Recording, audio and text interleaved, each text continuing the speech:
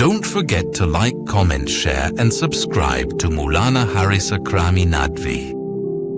اللہ تبارک و تعالیٰ قرآن میں ارشاد فرماتے ہیں وَاعْتَصِمُوا بِحَبْلِ اللَّهِ جَمِيعًا وَلَا تَفَرَّقُوا، اور تم سب مل کر اللہ کی رسی کو مضبوطی سے تھامے رکھو اور آپس میں تفرقہ مت ڈالو، پھوٹ مت ڈالو، آپس میں مت بٹو۔ اور یہ آیت مسلمانوں کو ایک واضح پیغام دیتی ہے کہ مسلمانوں کی اصل قوت، اصل سہارا اور مسلمانوں کا اصل مرکز اللہ کی رسی یعنی کتاب و سنت ہے۔ اگر ہم سب مل کر مضبوطی سے اس رسی کو تھامے رکھیں گے تو دنیا کی کوئی طاقت ہم کو توڑ نہیں سکتی۔ مگر آج افسوس کے ساتھ کہنا پڑتا ہے کہ مسلمانوں کے پاس اتنی قیمتی چیز موجود ہے، ان کے پاس اتنا اہم ہدف موجود ہے، اتنا اہم مقصد موجود ہے، اس کے باوجود بھی مسلمان آج آپسی لڑائیوں میں ہیں۔ ہم اتنے بے حس ہو گئے کہ معمولی سیٹوں کے لیے، معمولی عہدوں کے لیے، صدر سیکرٹری کے سیٹوں کے لیے آپس میں ایک دوسرے سے لڑتے ہیں اور مسلمانوں کے اتحاد کو پارا پارا کرنے کی کوشش کرتے ہیں۔ یہ سب کچھ اس لیے ہو رہا ہے کہ ہم سب نے اپنا اصلی مقصد بھلا دیا ہے اور ہم جو عارضی چیز ہے اس کو اصل سمجھ بیٹھے ہیں۔ مگر ہم کو سمجھنا چاہیے کہ ہماری اصل ذمہ داری دین کے مقصد کو پورا کرنا ہے، نہ کہ عہدوں کے لیے، کرسیوں کے لیے، سیٹ کے لیے لڑنا۔ اگر کوئی اچھا شخص اس عہدے پر بیٹھ کر، سیٹ پر بیٹھ کر اسلام کا مقصد پورا کر رہا ہے، قوم کا بھلا کر رہا ہے، تو ہمیں اس کو ہٹانے کی کوشش نہیں کرنی چاہیے۔ ہم کو یہ سمجھنا چاہیے اور ہمیں اطمینان ہونا چاہیے ہمارا مقصد پورا ہو رہا ہے، جو اسلام کا مقصد ہے اور جو قوم کا بھلا ہے، نہ کہ ہم اس کے پیچھے سیاست کر رہے ہیں، اس کو ہٹانے کی کوشش کر رہے ہیں اور گروہ بندی کر رہے ہیں۔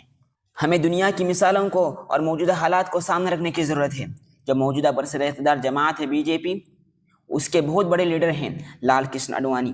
ذرا آپ ان کی پچھلی ویڈیوز کو اٹھا کر دیکھیے، ان کے حالات کو پڑھیے۔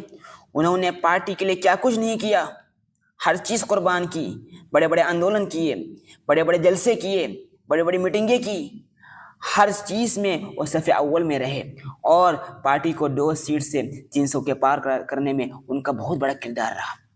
مگر 2014 کے انتخابات سے قبل جب ان کی پارٹی نے نریندر مودی صاحب کا اعلان کر دیا بطور وزیر اعظم امیدوار، تو انہوں نے کچھ نہیں کیا، کچھ ہنگامہ نہیں کیا، خاموش رہے۔ ان کے وزیر اعظم بننے کا خواب ٹوٹ گیا، اتنا بڑا خواب ٹوٹ گیا، اس کے باوجود بھی خاموش رہے، اس لیے کہ ان کا مقصد پورا ہو رہا تھا، ان کی آئیڈیالوجی کا جو مقصد تھا وہ پورا ہو رہا تھا اور ان کی پارٹی کو کامیابی مل رہی تھی۔ تو آج لوگ دنیا کے مقصد کے لیے، دنیا کے عہدے کے لیے اتنی بڑی قربانی دے سکتے ہیں، مگر ہمارے پاس اتنا بڑا اعلیٰ مقصد موجود ہے، اعلیٰ نمونہ موجود ہے، تو ہم کیوں معمولی عہدوں کے لیے لڑتے ہیں، کیوں قربانی نہیں دیتے، اسلام کے لیے کیوں قربان نہیں کرتے؟